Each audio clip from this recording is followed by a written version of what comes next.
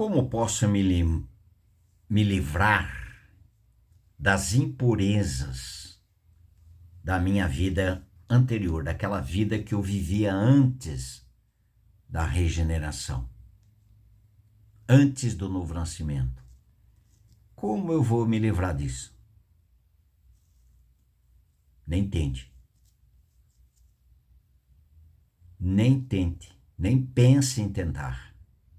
Por quê? Colossenses 2,14. Tendo cancelado escrito de dívida que constava em suas ordenanças, os quais nos era prejudicial, removeu-a inteiramente, encravando na cruz. Se confessar os vossos pecados, ele é fiel e justo para nos perdoar e nos purificar de toda injustiça. E se eu pecar, temos advogado junto ao Pai, Jesus Cristo justo. Em 1 João 1,9, se confessarmos nossos pecados, ele é fiel e justo para nos perdoar os pecados e nos purificar de toda injustiça.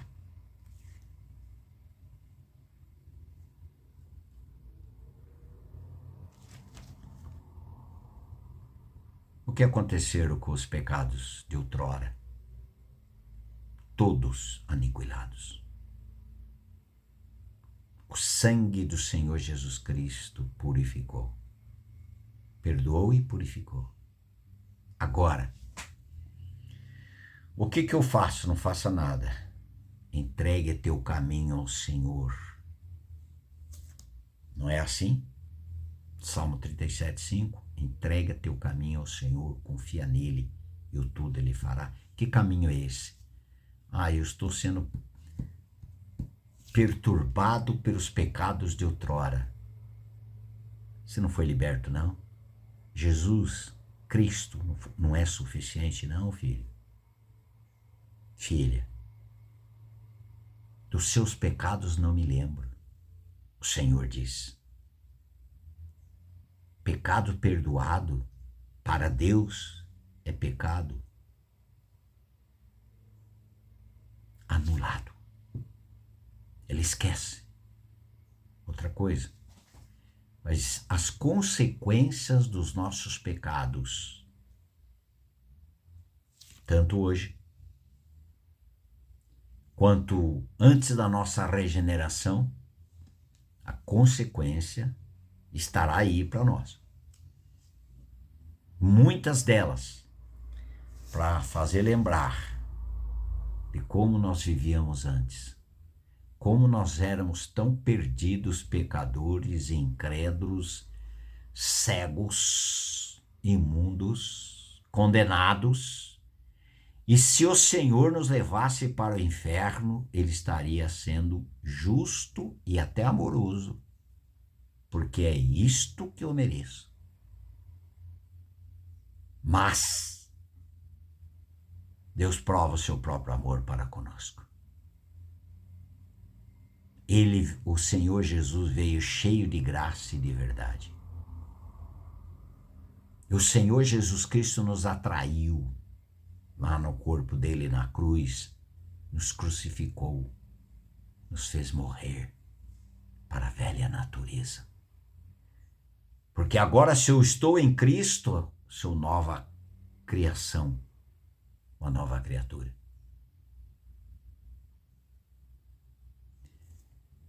Mas uma pessoa querida também, ele está preocupado, dizendo, eu estou para ser batizado e depois eu me preocupo, depois do batismo, de eu cair nos mesmos pecados que eu cometo hoje, que eu cometia. Meu irmão, aquela água daquele batismo, tanto por imersão ou aspersão, ela não tem todo o poder para mudar completamente a sua vida, não. Agora, olha esse versículo.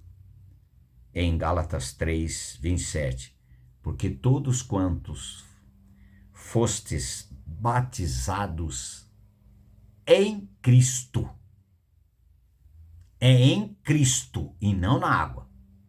Em Cristo fostes em Cristo, porque todos quantos fostes batizados em Cristo, de Cristo vos revestistes. E em Romanos 6,3 diz, porventura ignorais que todos nós que fomos batizados em Cristo, fomos batizados na sua morte? Não tem água aí. Quantos estão preocupados? Depois do batismo na água lá, se você não creu que você foi batizado em Cristo, pode jogar água, pode mergulhar, pode quase afogar em 20 milhões de litros. Porque a água é símbolo, não é realidade. Ela mostra, ela fala a respeito de uma realidade, mas a água em si não é uma realidade. A realidade é Cristo crucificado. Se você achar que naquela água, seu velho homem fica lá, seus pecados ficam lá, a sua velha vida, a velha criatura fica lá, você não precisa de Cristo crucificado.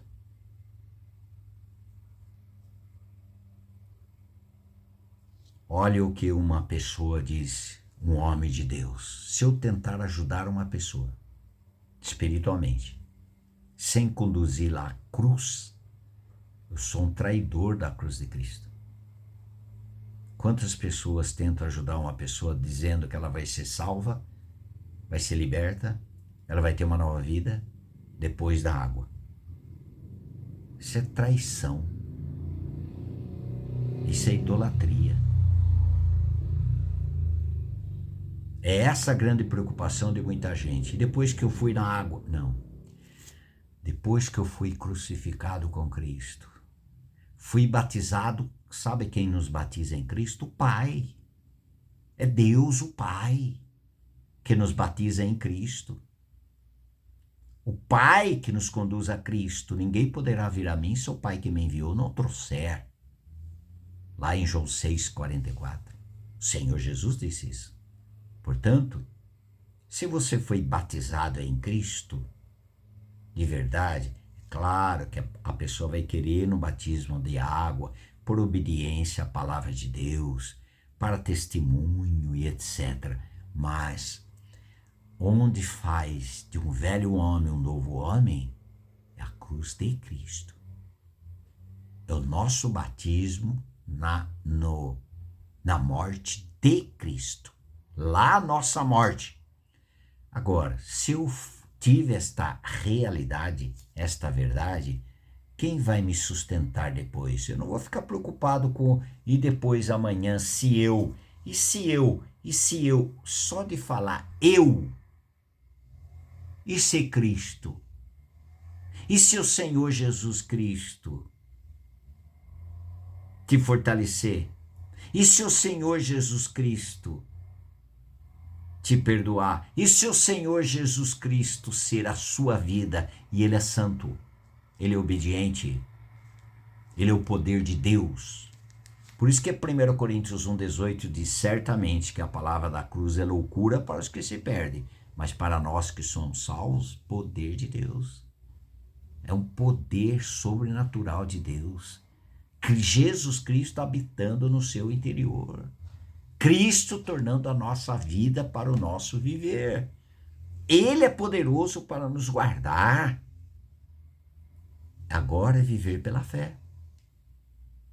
Repetindo, Gálatas 2,20, estou crucificado com Cristo e vivo, não mais eu, mas é Cristo que vive em mim. A vida que... Agora, aí, Jó, você que está preocupado, a vida que eu vivo nesta carne, viva pela fé, pela minha união, pela fé naquele que me amou e a si mesmo se entregou por mim. Eu vivo pela minha união. E a minha união com aquele que me salvou, o Senhor Jesus Cristo, Ele é poderoso para me guardar de tropeço. Ele é poderoso. Eu não. Se eu estou tão preocupado, mas se eu... Será que agora você vai se esforçar Ah, você confia em você? Maldito o homem que confia no homem, faz da sua carne mortal o seu braço e aparta seu coração do Senhor. Jeremias 17:5. 7. Mas abençoado, bendito o homem que confia no Senhor, cuja força é o Senhor. A sua força é Cristo, é você. É Cristo.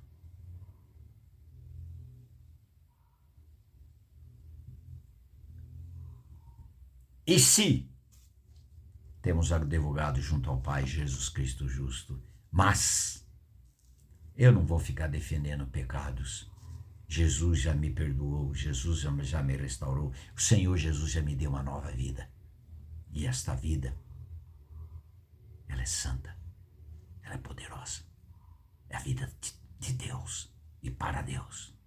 Só em Cristo Jesus. Se nós estivermos em Cristo, Ele será a nossa força. Ele será nosso livramento. Ele vai nos fortalecer para que nós não caiamos nos mesmos pecados. Se nós vivermos do pecado, é porque nós não somos nova criatura. Podemos passar por água várias vezes. Olha aqui. Filhinhos, não vos deixeis enganar por ninguém. Aquele que pratica a justiça é justo. Que pratica a vida de Cristo, ele é justo. Assim como o Senhor Jesus Cristo é justo. Todo aquele que é nascido de Deus não vive na prática de pecado. Pois o que permanece nele é a divina semente, é viver pela fé, viver pela união. O que permanece nele é a divina semente. Ora, esse não pode viver pecando. Por que ele não pode viver pecando? Porque ele é nascido de Deus. Deus vai guardá-lo. Aquele que é nascido de Deus, o guarda e o maligno não lhe toca. Você vai continuar olhando para Cristo ou vai olhar para você? Nas possibilidades do agir das manifestações de Cristo ou nas suas possibilidades no seu agir? Nós somos fracassados, incapazes. Ele é vencedor e ele é capaz. Vive pela fé. Amém. Faça o seu comentário.